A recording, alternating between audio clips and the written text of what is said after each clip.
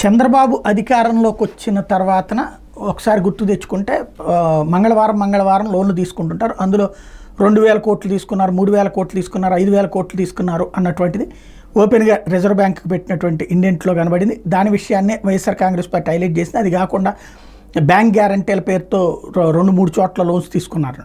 అయితే ఈ 3 వారాల నుంచి ఒక్క పైసా కూడా అప్పు తీసుకోలేదు. ఈ విషయాన్నే ప్రభుత్వం గుర్తు చేస్తుంది, తెలుగుదేశం గుర్తు చేస్తుంది.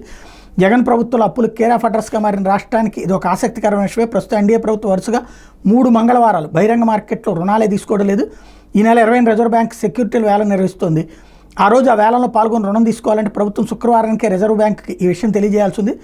రిజర్వ్ బ్యాంక్ శుక్రవారం ప్రకటించిన వివరాల ప్రకారం వచ్చే మంగళవారం కూడా ఆంధ్రప్రదేశ్ ప్రభుత్వం రుణం తీసుకోలేదు.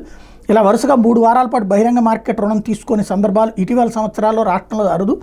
ప్రస్తుతం 2024-25 ఆర్థిక సంవత్సరంలో కేంద్రం తొలి 9 నెలల కాలానికి 47,000 కోట్ల బహిరంగ మార్కెట్ రుణం పొందేందుకు అనుమతి ఇచ్చింది. జగన్ ప్రభుత్వంలోని అనుమతులు వచ్చినాయి.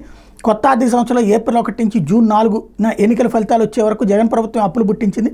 ప్రభుత్వం చివరి రోజులు వీలైనంత రుణం సమీకరించుకుని ప్రయోజనం పొందాలని చూసింది. అప్పట్లో ఏప్రిల్ 1 నుంచి జూన్ 4 వరకు 10 వారాలు రిజర్వ్ బ్యాంక్ బహిరంగ మార్కెట్ వేలం నిర్వహించింది. జగన్ సర్కార్ ఏకంగా 8 వారాల పాటు రుణం సమీకరించింది.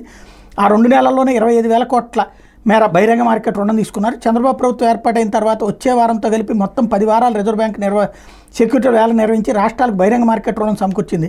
చంద్రబాబు ప్రభుత్వం 5 వారాలు మాత్రం రుణం తీసుకుంది. మొత్తం 14,000 కోట్లు సమీకరించింది. తాజాగా వచ్చే మంగళవారంతో కలిపి వరుసగా 3 వారాలు బహిరంగ మార్కెట్ రుణం తీసుకోనట్లే అన్నటువంటి దాన్ని హైలైట్ చేశారు.